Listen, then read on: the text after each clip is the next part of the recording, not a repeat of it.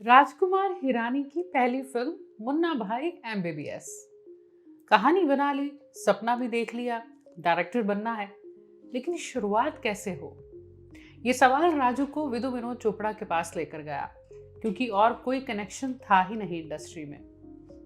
अनिल कपूर, विवेक ओबरॉय, शाहरुख खान, कई नाम सामने आए और आखिर में संजय दत्त मुन्ना भाई के कैरेक्टर में नजर आए। लेकिन ये तो अक्सर फिल्म इंडस्ट्री में होता है कि कई एक्टर्स मना कर देते हैं या नहीं कर पाते फिल्म, तो दूसरे एक्टर्स के पास चली जाती है वो फिल्म। लेकिन मुन्ना भाई के लास्ट क्रेडिट्स में शाहरुख खान को थैंक यू क्यों लिखा गया है? ये किस्सा अपने आप में बहुत दिलचस्प है और आज इसी के बारे में बात करेंगे। कहानी फिल्मी पर सच्ची है नहीं।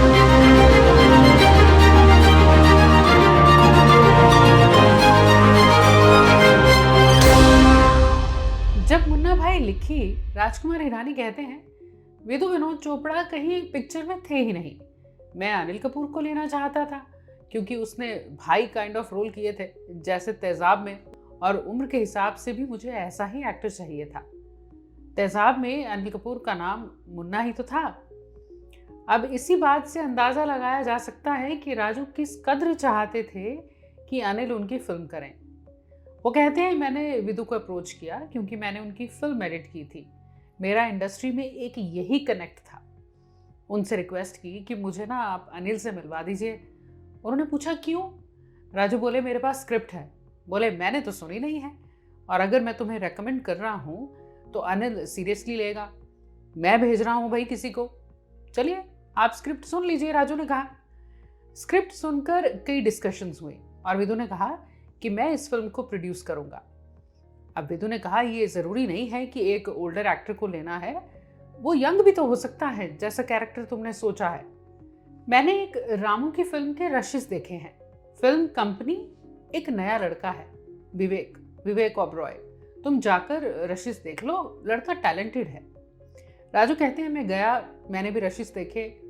अब मुझे इंडस्ट्री की ज्यादा समझ थी नहीं, पहली फिल्म है, ज्यादा पता नहीं चल रहा था।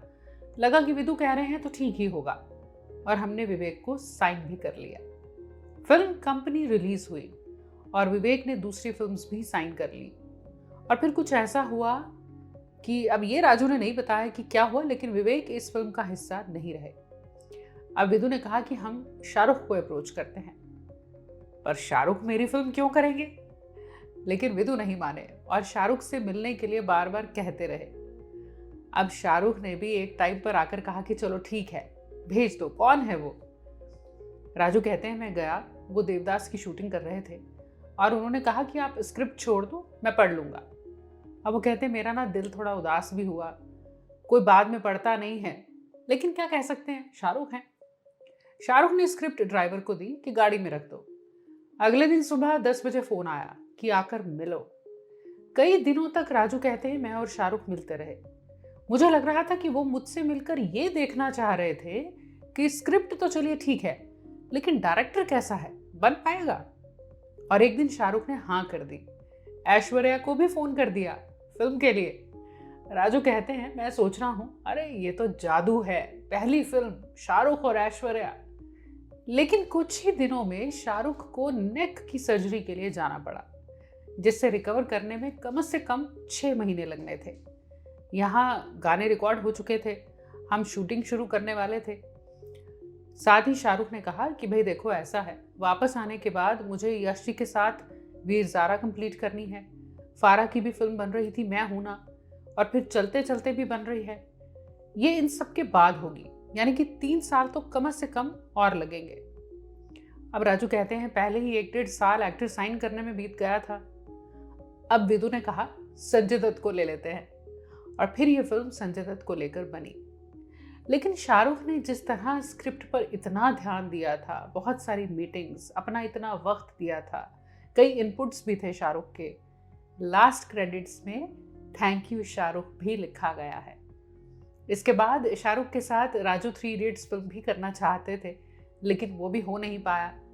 अब वही डायरेक्टर यानी राजू हिरानी अपनी अगली फिल्म शाहरुख के साथ ही लेकर आने वाले हैं, फिल्म डंकी। रिलीज डेट अभी फाइनल नहीं है, लेकिन यकीनन इस फिल्म का इंतजार राजू और शाहरुख के फैंस के साथ साथ इन्हें खुद को भी होगा।